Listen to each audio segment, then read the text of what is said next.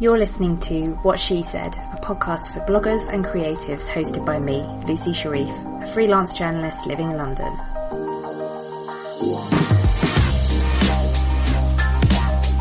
Each week I interview different women in blogging and the online world, getting their best blogging tips and advice, and a little bit of gossip too. Thanks for listening.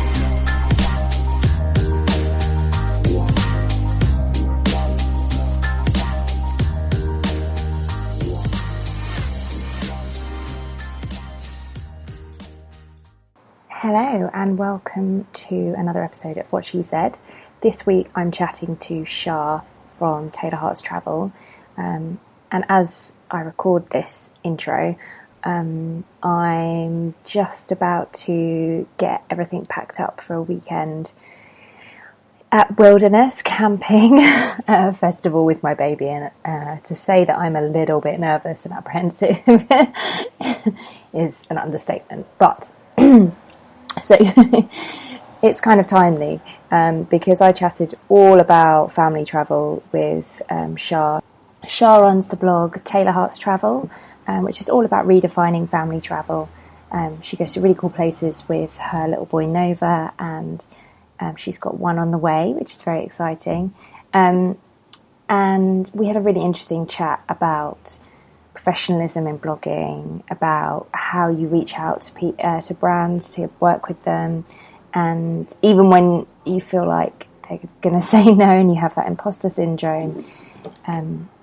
She's super duper organised. Her work with me page is incredible, and she's a really good example of someone who very subtly manages to be a dominant force in her niche.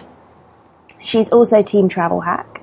So she writes for Monica, a friend of the podcast, who gets mentioned in every podcast for very good reason. So yeah, we'll touch on that as well. I really, really hope you enjoy the show. Welcome to the podcast.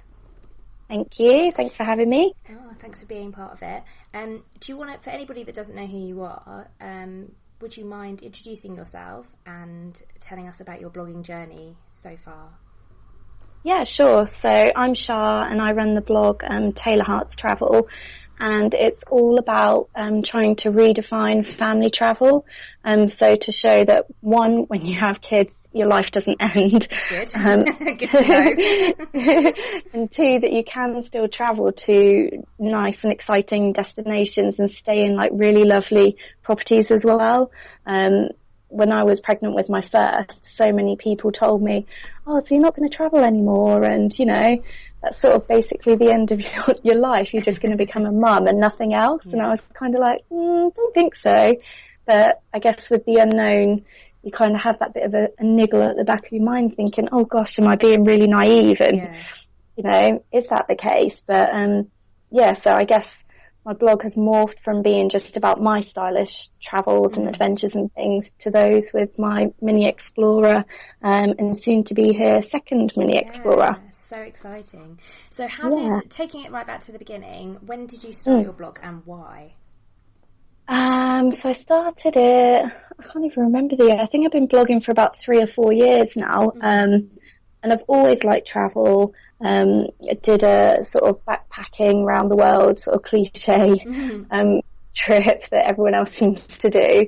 And then when I came back and got, you know, like a full-time job and stuff, and was still using sort of my annual leave to go on weekend breaks and longer breaks and sort of squeezing in trips to, I don't know, Peru just in a couple of weeks and things. And my friends and people just used to ask me for recommendations all the time, and, you know, and wanted my advice when they were booking their own trip. And I just thought, oh, actually, I could probably just put this all on a website, use it as a place to do a bit of writing, which I enjoyed anyway, and to share my travels and photos and things and sort of point people to that. And I guess because you can start a blog so easily, there was no risk. I didn't have to give up my job and my pay and everything just to do something that I enjoyed. I could do it as well. I could do it on the side. So it slotted in quite nicely, and it just sort of snowballed from there, really. So when you say it snowballed, so I'll interject at this point and say that Char is a member of Team Travel Hack. Oh yeah. But when you say it snowballed, when did things go from just a hobby blog to being more than just a hobby blog? I can't remember the exact point, but it was quite early on. I remember I pitched to this like spa, like this really nice place, a hotel in the Cotswolds. And I sort of sent the email on a whim, and I ummed and ahed for ages, and I was like, oh my gosh, can I send this? Can I pitch to somebody? Like, I had no idea, like, I hadn't done anything like that before, and it's really different to my day job as well. And I was like, oh, do you know what? I'm just going to send it. And they came back and they were like, yeah, we'd love to host you and work together. And I went and stayed there and did a review and a write-up and things.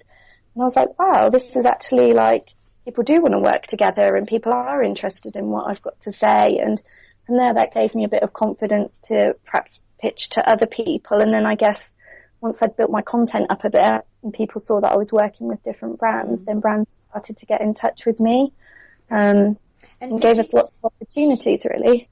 So at what point did you create a media kit? And because you've got a really good Work With Me page, it's really comprehensive and it's really good. I'll link it obviously in the show notes, but it's a great example of a simple, to the point, coherent Work With Me page, I would say. Thanks. When did you kind of create that media kit, and how did you do it? What did you decide to put in it, etc., etc.? Because I hear people worrying about that a lot. Yeah, I mean, my day job is an executive assistant, so kind of like a PA, so I'm super organised anyway. It's just a part of me, and I guess it's my own blog, and so I like having everything neat and organised, and I don't know, I'm a bit forgetful as well though, so it's nice to have a page where I can just, every time I do something, add a new achievement or add a new collaboration on there as a kind of a way to keep track of it all for me, as well as showcasing what I do. But I don't think for that very first pitch I had a media kit and probably didn't even know what one was. And then the more I got into blogging and was reading others, and then I went to a couple of sort of blog conferences, partly to meet other bloggers and partly to sort of learn a bit. And they'd say, oh, you really need a media kit, and you know, it's what you should be sending to brands. And then I started thinking, oh gosh, I'm writing to these people and not even like, you know, sending it as an attachment. Like, I'd say a bit in the blurb and things, and, you know, I guess say what my blog was about and what I'd achieved so far. But maybe after, I really don't know, maybe after the first year or so, I decided to put it into a media kit, and then it's ever evolving. So I've changed it so many times. Just, I don't know, I might see someone else's and think, oh, that's a good idea, I should put that bit in. Or I guess I had to change it, obviously, when I had my first child, just to sort of change the angle a bit and to show that I'd be then blogging about stylish family travel. How did you manage that? Because I'm in a same position as you were probably back when you first had Nova, that I'm going from being just a traveller to suddenly incorporating a baby into things, and I definitely know I want to travel. How did you manage that kind of rebranding, as it were? Yeah, so I guess it's a bit daunting, really, because it's a big change, and you say, oh God, do people really want to like listen to baby stuff? Or, you know, I don't want to be the person that's like baby spamming everyone. No, I feel the same. But then I was like, this is silly. Like, I want to travel with Nova, and, you know, there are gonna be times when I travel without him, and there have been, but predominantly my focus, and I don't know, everyone always says you should have a niche, although I hate that word, and like a set focus. But I was like, in a way, family travel does allow me that, and, you know, I get to do what I want to do and still write about it. And I had a look on other blogs, and I couldn't really see anyone that was doing the same sort of thing. And I don't know, I guess you can only really be authentic to yourself and do and write about what you enjoy and things that you're doing. So it was just kind of a natural thing, but it was a bit nerve-wracking, you know, like, oh my gosh, am I really going to do this? Am I going to change my little bio and Twitter bio bit and things like that? It's scary. Go with it. Yeah. Because as well, then if you want to work with brands, you're thinking, okay, so now this brand is not only buying into me, they've got to trust that child's gonna, be well behaved, or they're gonna come along, or I'm not gonna bail at the last minute, and the brands even want to do that. And I don't show pictures of Nova's face or really any of him. So then there's the whole niggle of, are they even going to want to work with someone that doesn't, share those happy smiley faces and the stuff that I buy into as for family travel. That's really interesting. It was one of the questions that I wanted to ask you, actually, because you wrote a really good post about why you don't show pictures of Nova's face. And actually, I've been reading your blog before you posted this, and I suddenly was like, oh yeah, she doesn't show pictures of his face. And it's really clever the way you do it. It will always be, the back of him or something will be blurred. Yeah. It's not that he's never there or pixelated or anything. But you kind of do it in quite a clever way. Thank you. So I know the reasons why you don't show pictures of Nova's face, but do you want to share with the listeners why? It's a variety of things, I guess, really, but mainly it comes down to that I think it's his choice if he wants his face to be on the internet, I suppose. And at the start, when I first started blogging, I didn't really put too many pictures up of myself because I just felt, I don't know, really self-conscious, and I'm quite a private person, and, people say you've got to be careful what you put on the net and things, and so it's sort of that. And then also I've been in the situation where people have put, or family have put pictures up, like childhood ones up of me on, I don't know, their Facebook page or something. And I hate it. And I've asked them to be taken down, and they haven't. And I don't want to do that to Nova. And if at any point when he's older, and if, I don't even know, he might not be interested, but if he looked back through anything, and even the ones where I'm not showing him or I'm saying something, if he said, actually, I really don't like that, that's embarrassing, or whatever reason, I would take it down, because it's his choice. He's my son, but he's not my property. Yeah, that's really interesting. Because actually, it's kind of a conundrum that I had when Anias was born, and I do show a lot of pictures of her online, and I've decided I'm kind of okay with that, but I feel the same as you. If when she gets older, if she asks me to take them down, then that's fine, especially the naked pictures. Or the pictures, so weird. Pictures in her nappy and stuff. Yeah, she might not want those, but it's so hard, isn't it? Because you can't ask them.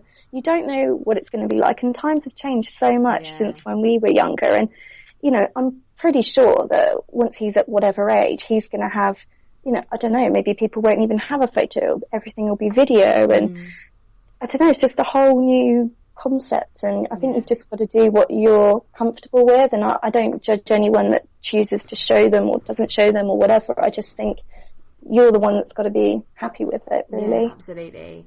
But going back to working with brands.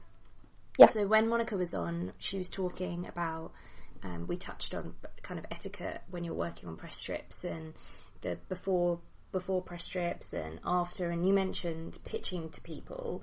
Do you have you probably have a bit more of a slick process now than when you started out, when you initially sent that first scary pitch email, not expecting anyone to come back? How do you go about it?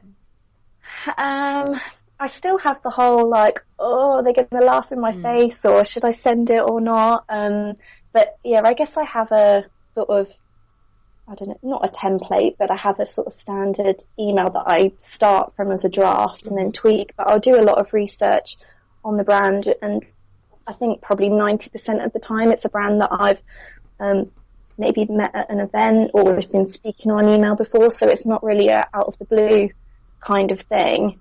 So there's a bit of a rapport there already, which I think helps. Yeah. So I'll have a sort of understanding of whether they would even work with, if they even work with bloggers, I guess, or if they pay, that sort of thing. And how do you find that sort of stuff out? So when you it's really hard. I find it quite hard. I'm the same as you. I'll probably know them because I've met them at an event or a blogging conference, or we've got mutual friends or whatever. I've had a few tips in the past of how to work out whether they work with bloggers. And actually one, which is quite good, is if, say, you're going to a specific, a really specific town in wherever, or a specific hotel, you just just Google it and then put in all views my own. Oh yeah, I've had that one. Yeah. I haven't done that, to be honest, but it is a good idea, I suppose. It's not, to be honest, it's quite a good tip, but yeah. I tend to do it I'm just going to say the other way around, but like I tend to just look at a hotel, like if I'm going to a particular destination, I would look for a hotel like I normally would if I'm booking my own trip, mm-hmm. and maybe like find 3 hotels that I like the look of, and then I just send an email to the PR contact or mm-hmm. something like that if it's out of the blue. But if it's someone that I've been speaking to, I've usually been on an event, or like they want to host you to do a bit of like, I don't know what the right word is, like bonding, or just to get like to know you, I kind of things. Yeah. And a lot of the times, like if it's going well and we're just having a chat, then because a lot of times it's not very formal, you may be at a spa day or say the afternoon tea, or nice things, and they're normal people as well. So I usually just say, like, do you work with bloggers? How do you like to work with them? That's what sort of things? What sort of things do you look for? Yeah. So, and then I usually, like, if it's going okay, then at the end I say, so do you think, like, you would like to work with me, or do you think my blog is a sort of thing? And you can get a sort of good indication then. And they're usually quite honest to be as well. What about when you're actually working with them when you're on the trip? So whether it's a press trip or just a hotel review or whatever, how do you go about it? Well, I mean, I'm more picky now with who I work with and what trips I go on. So before I went on a couple of press trips where you're in a group of maybe like, I don't know, 5 to 10 people, and so you've got like a really tight schedule. You're going from here, here, and here, and they were great and like in their own way, kind of work and stuff. But now with Nova, and I guess because I know what works for my blog or what I'm interested in, I'm better at saying no, and so I tend to do more individual trips. Yeah. And so I'm not being hosted necessarily. Me, Jay, and Nova will go and do our own thing and treat it as like a normal trip. And so I think it's a bit better, in my opinion, because then it's a more authentic experience that a reader would perhaps have, rather than being sort of chauffeured from here to there. And then you can combine it with bits and bobs that you've paid for as well. So Definitely. I find that I get a bit more content out of. There's a bit more of a joy in writing the content as well, because I don't know about you, but if I have to write something, even if I've had a really good time, I suddenly become a teenager and I'm like, no, I don't want to write it. Yeah, and you're constantly checking a brief and like, oh, do I have to say that bit? Or it's much easier just to flow and just to write, and as though you've paid for it or you've experienced it, you've just picked it on your own. Yeah, I feel exactly the same. And what do you do afterwards? So I always make sure, like, a couple of days before a trip or whatever, I'll get in touch and just to, make sure everything's okay and they're happy. And then afterwards, I would always, within a couple of days, just send a note to say thanks and, that just a polite courtesy email and say that I'll be in touch. Or if there was any issues, obviously update them. And then once my posts go live and things like that, then I would send the links, and then I usually wait a little while, and then I put together a sort of report that includes like screenshots of any comments or private messages, people saying that they've really liked where I went and they want to do the same sort of thing. Basically all the positive stuff that sort of helps to show the brand that I was the right choice to work with. So when if there's been any issues, because I've had a couple of trips, and it's only natural that there's sometimes going to be issues. It sometimes doesn't go quite to plan. Yeah. And I've seen on Twitter when people are like, oh God, I don't know what to do, because obviously in all of our disclaimers we'll say all views my own, and I'll be honest. Yeah. But and so I think all of us feel, or most of us feel, like we really want to honour that. At the same time, when you're working with a brand, how do you manage it? Oh, it's really cringy. I hate it when stuff goes wrong. I mean, I haven't had anything too major, to be honest. I'm quite lucky, and that I think because, I research a lot of the stuff, and, if it's a property, then I've made sure that it's my cup of tea and things. Yeah, there are sometimes things that just are out of your control.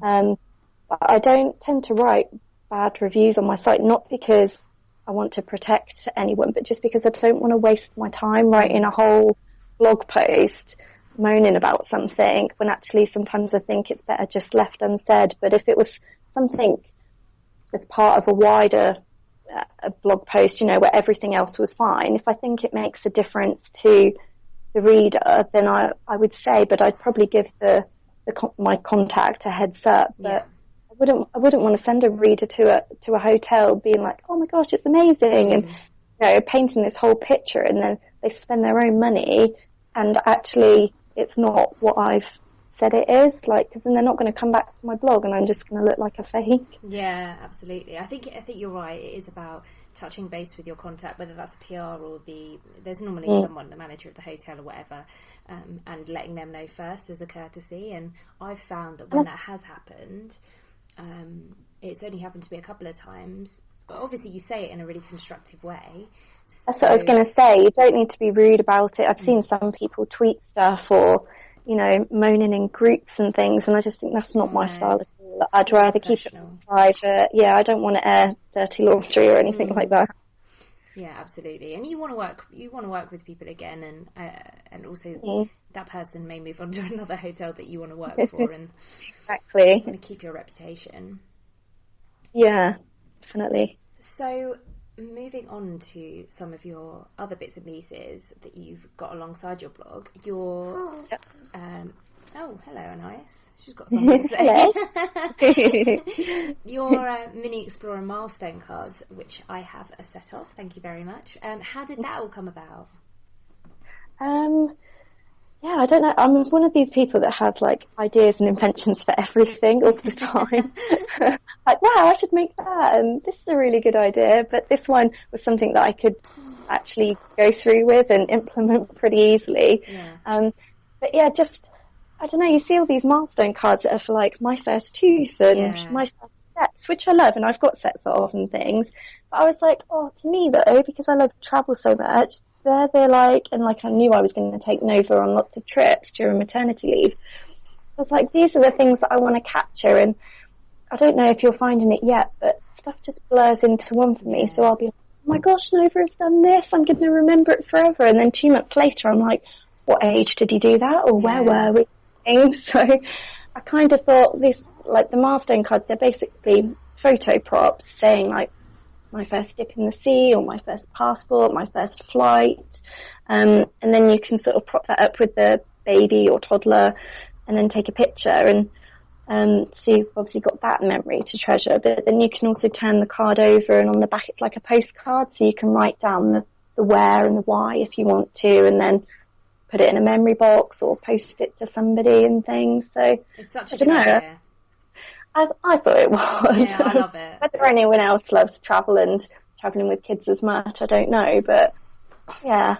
But it's brilliant because it's a bit of a selfish thing. But it's brilliant because it's not just you know, for the hardcore traveller, because there's stuff like, I mean, you could do a lot of it if you were just staying within the country, like just your first trip to the beach, or, well, obviously not my first passport, train ride. You don't, it's not all, obviously there's first long haul flight and first flight in general, but you don't have to be, it's not like my first trip to the Taj Mahal, and it's accessible. Second edition.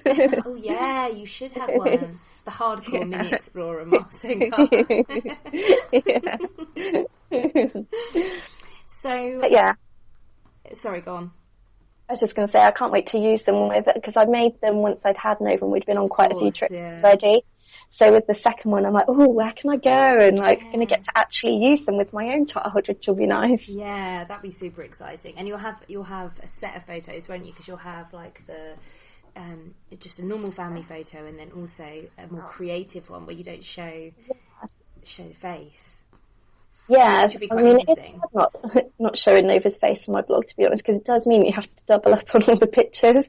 So obviously I've got my own collection, you know, of his like, little toothy smile and things, but then I'm like, oh no, if I'm going to blog about this, I need to take another one. It's good though. I think it probably keeps you on your toes a little bit, because it's easy to be, I find it's quite easy to be lazy with the pictures. I mean, I certainly am. I'll use the same pictures for over and over again, that actually, if you have to take pictures a certain way for the blog post, it makes you be a bit more creative, doesn't it? Well, definitely now. When he was younger and he's just a baby, they just sleep and you can just pick him up and, it's a lot easier. But now he's like on the move, and even getting him to stand still just for a regular picture is like, it's like impossible, I think. So, yeah, definitely got my work cut out. So going back to your blogging journey and kind of how you started growing, and we've already mentioned that you write for Monica and Team Travel Hack. Yeah. What did you find were kind of the biggest growth game changers for your blog? So, yeah, I guess being on the Travel Hack is amazing because it's such a huge blog and one that I'd followed for since I started blogging, really. Yeah. I'd met Monica at a couple of events, and she's really lovely, just as lovely as she seems on her blog. Yeah, she's so nice. Yeah, so I'd sort of chatted to her, and then she put up, I think she called for people to do to write a blog post on a particular destination, like a travel guide. Mm-hmm. I was like, I'd just been to San Francisco, so I wrote one of those and submitted it and didn't know if it would, make the cut sort of thing.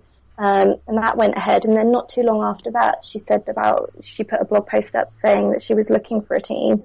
And so I just thought, I don't know whether to or not, and kind of did that, and that's how that bit came about. And that obviously helps my blog and good with, I can use that as a way to share my family travel as well, and to hopefully inspire other people to travel with their children. Yeah. And then I guess I had a big spike when I worked with the airline KLM. Mm-hmm. I partnered up with them for a trip to Canada when Nova, I think he was 6 months old, and with my husband as well, and we went to Edmonton and to Jasper National Park.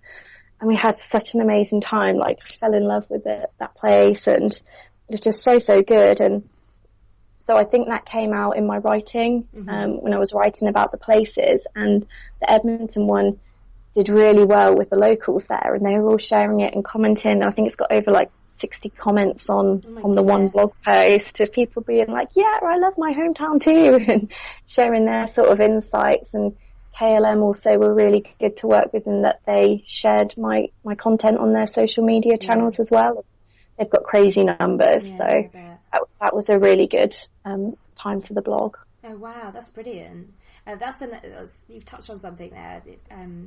Creating shareable content can be really difficult if you're trying to think of it that way round. Yeah. If you do accidentally kind of write something that's just, and often it is because it's come from a place of authenticity, so you did actually just genuinely really love where you went, or you're writing about a sort of more emotional subject, definitely the ones from the heart do well, I think. Yeah, I always find that they're the ones that people really are moved to comment on.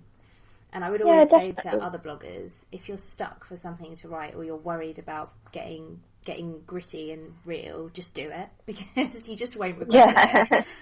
Yeah, definitely. I think sort of passion and putting yourself out there a bit, then people, do buy into it rather than just reading, I don't know, like a travel guide. They could pick up a Lonely Planet guidebook if they wanted to read facts and stuff. And at the start, I did have that whole dilemma of what is a blog? Should I just be writing, you can do this and top 10 things to do in X places, or should it have a bit more of a personal tone? Do people even care what I liked or didn't like and stuff? But I do think the personal bits seem to work better. Yeah, I agree. And so I was reading one of your posts, I can't remember what it was kind of recently, and you were talking about travel, but I can't remember the title. I'll find it and link it in the show notes. But you were talking about travel blogging, and just, I think maybe it was an old one. It was a couple of years ago, I think. And just what it meant for you now, and you'd had a bit of a time. Was it the death of travel blogging or something? Yeah, that one. I think that was one of the first posts I wrote after I had Nova. So before I'd had all this time to do what I wanted with my blog, and, you know, could spend all my evenings, all my weekends, and spend all this time fretting and analysing and, I don't know, trying to follow all these guides that tell you how to have a great blog and stuff. And I think when you have, or at least when I had Nova, time is so precious, and, you know, I don't get to blog all the time, and because I'm looking after him, which is fine, like I love that and stuff, but it just made me be a bit more like, actually, I'm going to write what I want to write and not worry how many likes or comments it's going to get, and just because I want to, I don't know, put pen to paper, but it's not really right. Metaphorical pen to paper. Yeah. Just sometimes you just want to say something, don't you, and just get it out there. And it is hard though, like to just switch off and think, you know, I don't care if anyone reads it or not, because of course you want people to agree with you, or to be like, yeah, that's really well written and things like that. But I do find it a bit easier now to just put something out there and not worry so much, partly because I just haven't got the time or the mental space, I don't think, anymore. Which I think is a really good thing, because in the post you also mentioned that you'd spent a lot of time comparing yourself, which, oh my God. Yeah. I've related to it so much, and I'm sure everybody listening to this will relate to it as well. The amount of times that I hear a blogger who I look at and think, you're so much more successful than me, but and they'll say, I've compared myself and I've worried about what I should be doing, what I shouldn't be doing. And then you get to a stage where you just don't care. I mean, obviously for you, that was having a baby and physically being forced to not care. Was there anything else on your journey where you were like, actually, sod it, I'm not doing this the way that people tell me to do? I guess I'm a bit stubborn anyway, and I don't really like being told what to do, I guess, like you were saying earlier. And I think after a while you just realise you can't, it's really hard to keep up with other people, or to try and be something that you're not, and it's really hard to analyse other people's blogs just from reading it, to know why they're writing what they're writing, or to know why they're going on a trip. And I don't know, as much as like, there are things that I'm jealous of, and of course I'd love my blog to be bigger and better, but that's going to be never ending.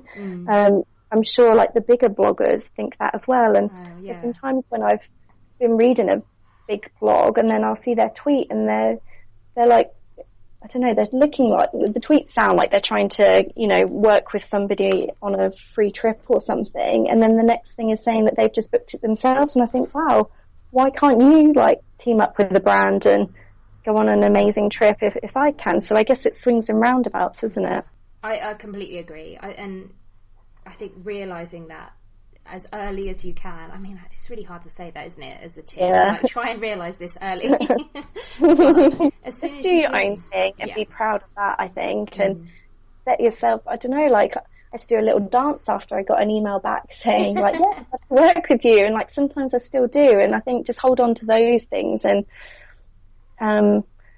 I guess I'm quite lucky in that my husband keeps me in check as well. He'll be like, why are you moaning about that when like you've just done X, X and X, or you wouldn't even want to do that trip anyway, or you wouldn't want to do that sort of thing. So he's good for a quick slap on the face, so to speak, to be like, stop moaning. I think that's two really good bits of advice. Celebrate every win, however small, even if you think it's tiny, that you've emailed your local a local B&B that you didn't think would ever work with you and they have, or even if it's just a little restaurant review, whatever, like if that matters to you, then celebrate it 100%. Definitely.